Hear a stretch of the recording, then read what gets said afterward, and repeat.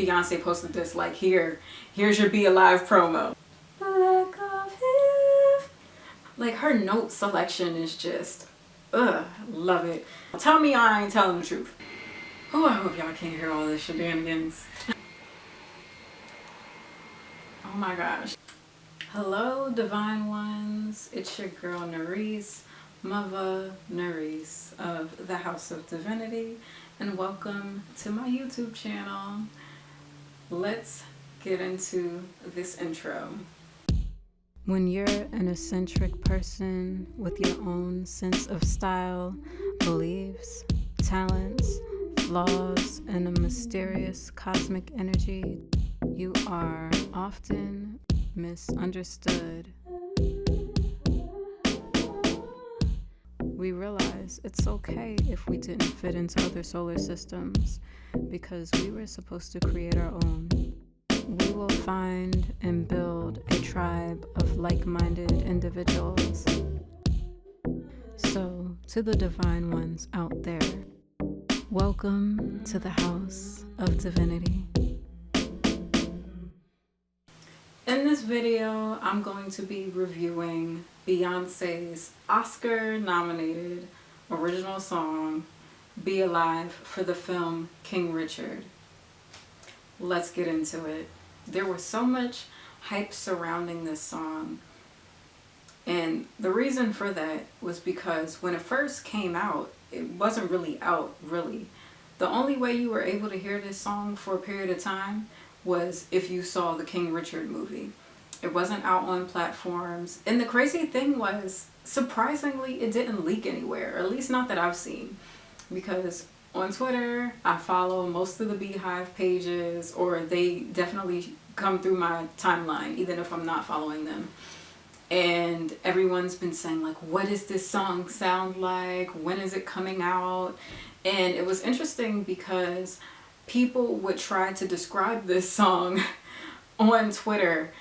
And I remember someone saying something like, it has a vibe like freedom, but not really. And it was very interesting. So everybody was trying to like get ideas of what this song sounded like until it finally came out on Beyonce's page. Now, I know the song has been out for a period of time as of now, or when this video drops. But I wanted to review this because we found out not too long ago that Beyonce is going to be performing at the Oscars. Now, not only is it amazing because it's Beyonce, you know, but this would be Beyonce's first award show performance in, I would say, either 5 or 6 years now. So it's a big deal. And the thing that's interesting about this song was that she didn't really promote this thing. Aside from her posting this on YouTube, and I believe she might have did one post on Instagram, she wasn't promoting this song. She wasn't hyping it. You didn't see her perform it anywhere. There wasn't like a music video for it. There was a lyric video, but there wasn't a music video. So, you know, the Beyhive would joke and say, oh, this song that Beyonce just completely ignores and refuses to promote. And the closest thing that we could say that she did for promotion was like her like college theme Ivy Park drop that came out, and she was on a tennis court. That was like the closest thing to her performing it. And some people on Twitter was like, Beyonce posted this like, here's your Be Alive promo. Yeah, it was funny. I did enjoy this song instantly when I heard it, and I didn't review it, well, though, because I didn't have a channel, but I figured now was a good time to review it because her Oscar performance is coming up in a few days, and I figured why not have a video reviewing the song itself, and then we'll talk about the performance. And yeah, and then we'll do that because, of course, who doesn't want to talk about Beyonce? You know, she's that girl. She causes all this conversation. So let's talk.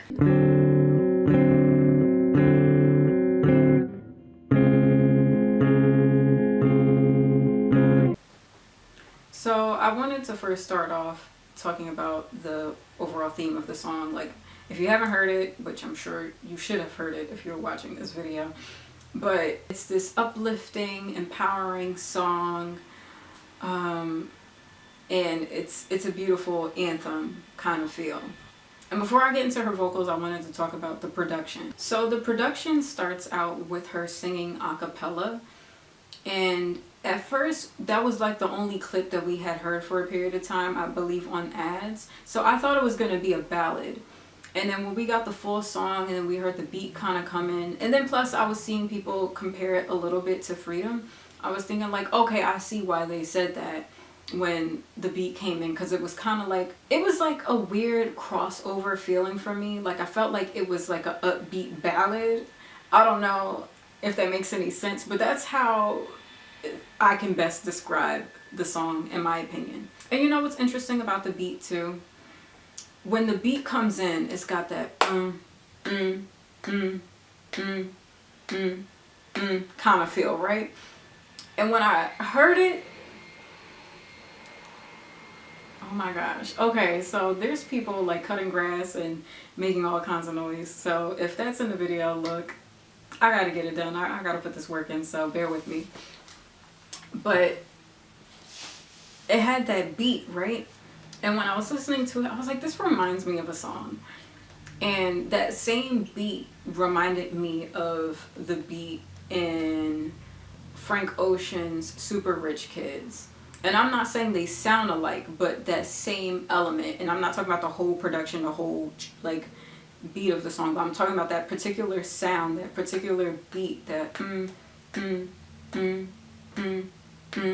like that reminded me of how the beat is in Super Rich Kids. And the funny thing about Super Rich Kids by Frank Ocean is that anytime I heard that song, it would remind me of Benny and the Jets by Elton John, because that song kind of has that same beat too. It's just like the melody is completely different, but anytime I would hear the beginning of Super Rich Kids, I'm like, is that Benny and the Jets? And definitely not, but I'm like, it's still like a pleasant surprise because it's a Frank Ocean song. But it always reminded me of Benny and the Jets. And yeah, so if you haven't heard all of those songs, or you might have heard one over the other, listen to all three of those songs and, you know, tell me I ain't telling the truth. Because they got that same kind of beat, even though it's a completely different sound altogether as a song, but that same beat is there, you know? So I noticed that. Overall, I like the production.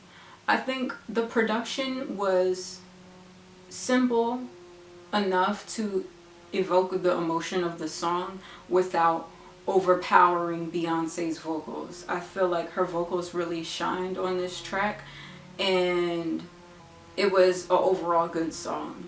Now, to be specific about Queen B's vocals, overall, I felt as though her tone was beautiful. And you can really hear how much her voice has matured over the years. Like if you were to go back to, say, like her Destiny's Child days, she still had that power and the vocal ability and all the runs and all of that and the agility. She actually would do the absolute most back in the day for Destiny's Child. And she gives you runs here, and you hear like harmonies in the backgrounds where she does ad-libs and stuff like that too. But her voice sounds so mature. Like it sounds like a grown Beyonce. She sounds sophisticated. She sounds sure of herself just within her tone. And I really love that she was able to convey that through song. And speaking of the harmonies, I feel as though her vocal arrangements were immaculate. There was a whole conversation when Trick Daddy had the nerve to say Beyonce can't sing. Now, if he meant like, okay, she's not like a soul singer or like a gospel kind of singer, or like, you know, or I don't know, like whatever. Sure, she might not have the same tone as like a church singer, but Beyonce can sing, okay? Her range is ridiculous. Her agility and how she does runs and belts and her belting range alone is just ridiculous. Like I said this on Twitter one time, like if you go and try to sing the B-Day album, you will blow your voice out unless you were a soprano. And not only a soprano, but like not just singing falsetto in soprano, but you could belt in soprano. Because her range is ridiculous. And she does full-on choreography with the microphone on. So don't come for Beyonce's vocals. But anyway, I digress. But one thing that I really love about Beyonce as a vocalist is that she really takes time and energy and effort into her vocal layers and stacking her harmonies.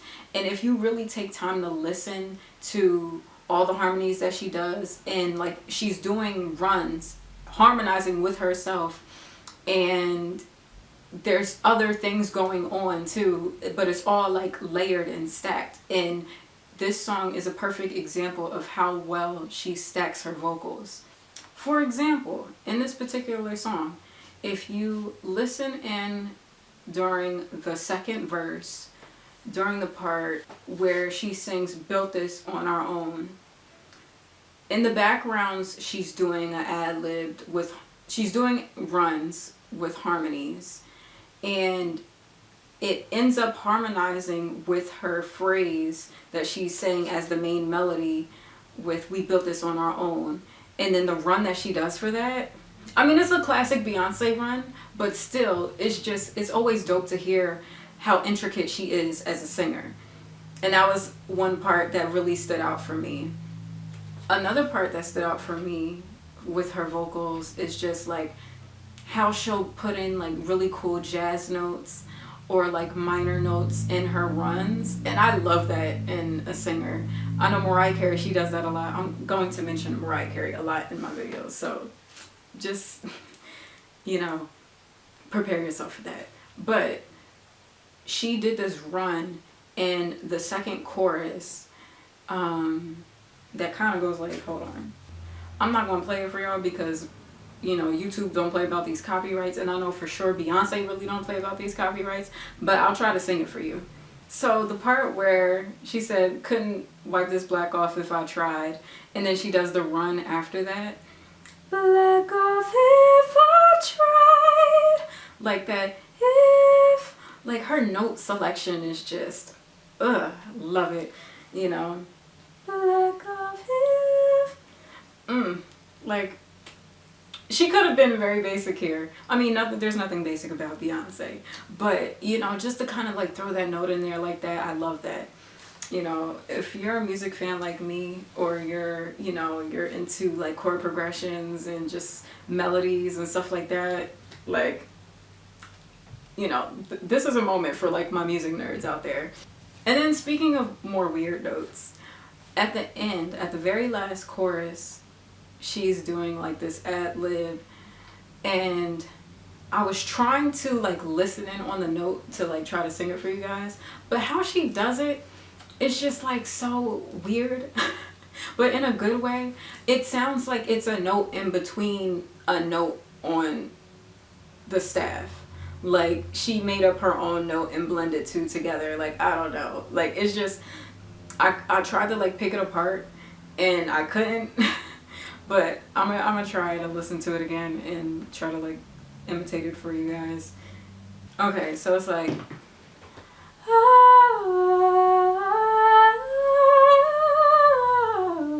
but it's more like a,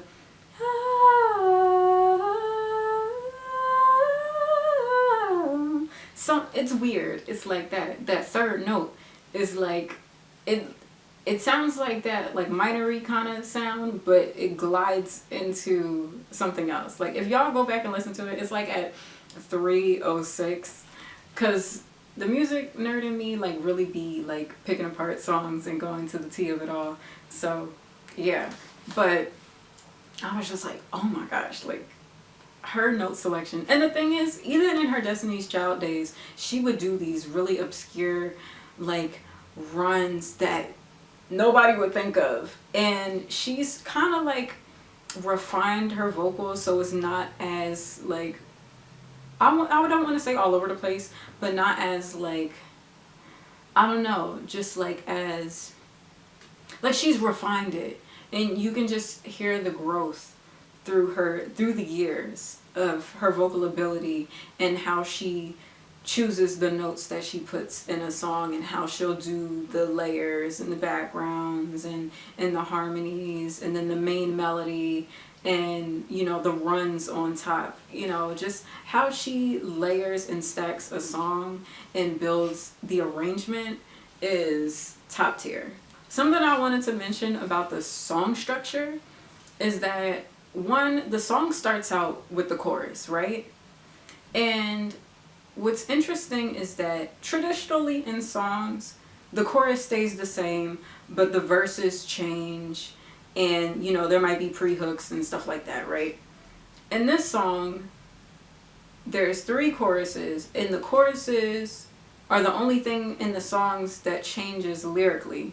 So the verses are the same. She repeats the same verses, but the choruses change, and it only changes slightly, right? So the first chorus you hear, it's a cappella, and the line in the chorus, got all my family by my side. And then the second chorus, she changes the lyric and got all my sisters by my side. Then the third chorus, it goes back to got all my family by my side, but then she has like her ad-libs that she's doing where she's kind of like going off the cuff a little bit when it comes to the lyrics.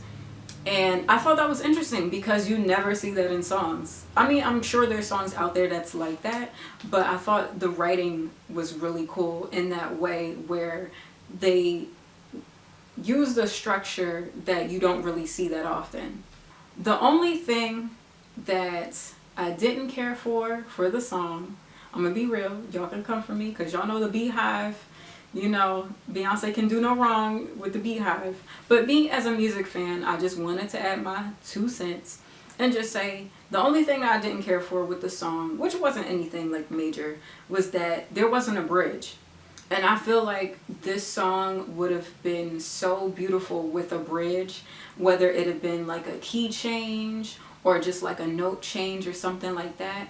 And when you hear a lot of the songs and the music that's out today, you don't really hear bridges in songs anymore, you know? And Beyonce's a trendsetter, and she doesn't follow what everybody else is doing.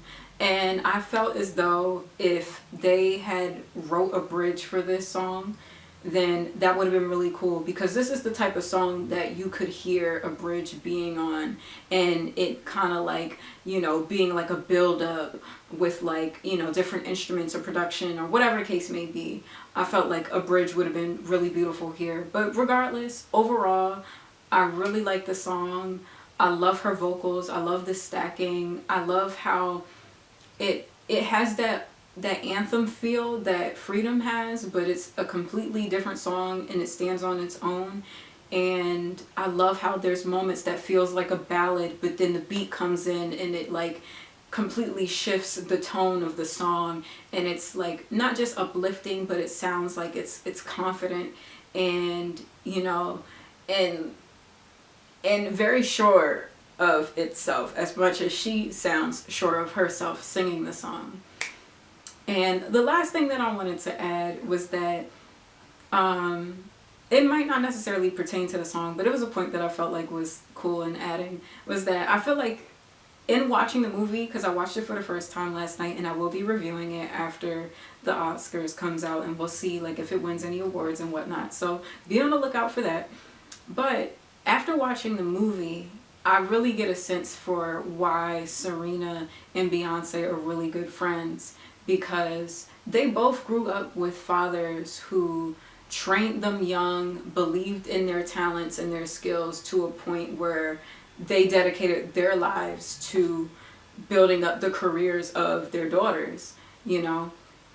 And not only do they have that similar upbringing, but they have like, they grew up with women around them, like Serena having so many sisters, and Beyonce having Solange, but then also Kelly as a sister, and then Michelle, and then even before the disbandment of some of the 2 first members, you know, she had girls and women around her. So like, you know, just having that connection of like a sisterhood, you know, I can imagine that that's what connects them to. and then them just being women who dominate in their field, like Beyonce just being the ultimate best at what she does, and Serena Williams being the best at what she does. I mean, of course, they have amazingly talented sisters that, you know, have carved out amazing careers in their own right. But, you know, Beyonce and Serena are goats at what they do.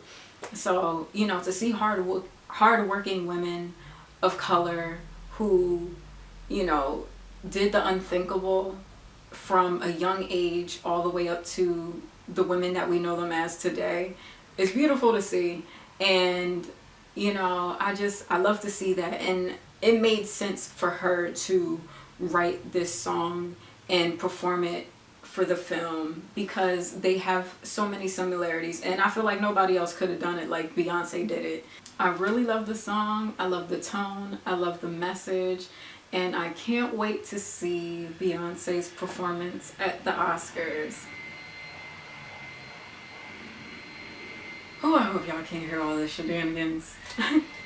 Let me know how you guys feel. Do you love the song? Is there any moments that you really liked? Are there moments that you disliked? Be sure to check out my Oscar performance review for Beyonce and the King Richard review. If you all have seen the movie, let's kiki in the comments and talk about it, because you know we love to talk about the arts here and everything, and we for sure love a moment of empowerment and motivation. And not only the song but the movie gave so much of that. So yeah, that's my 2 cents. That's all I have to say here. I hope you all enjoyed this video.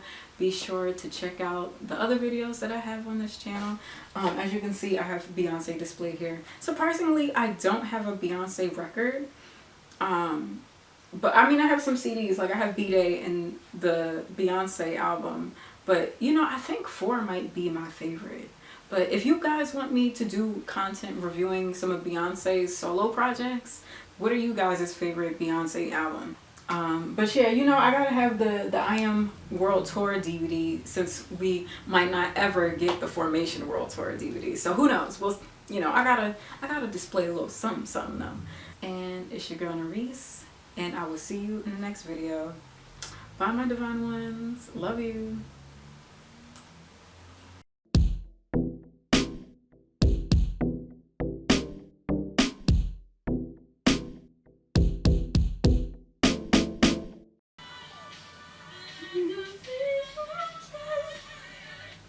Okay.